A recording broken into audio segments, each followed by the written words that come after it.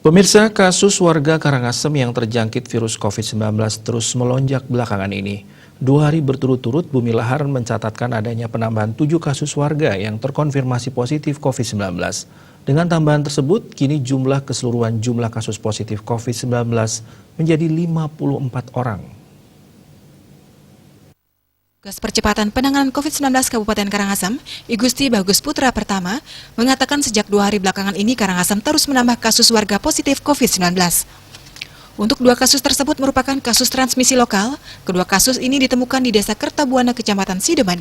Pertama menambahkan untuk tambahan 5 kasus, masing-masing asal Desa Padangkerta Karangasem, sopir Fasyankes di Kecamatan Kubu, transmisi lokal saat ini sudah dikirim ke Denpasar, dan hasilnya tracing terhadap kasus ini terdapat 4 orang yang kontak erat. Kemudian pasien asal Desa Ababi, perawat Fasyankes di Kecamatan Kubu, transmisi lokal saat ini sudah dikirim ke Denpasar.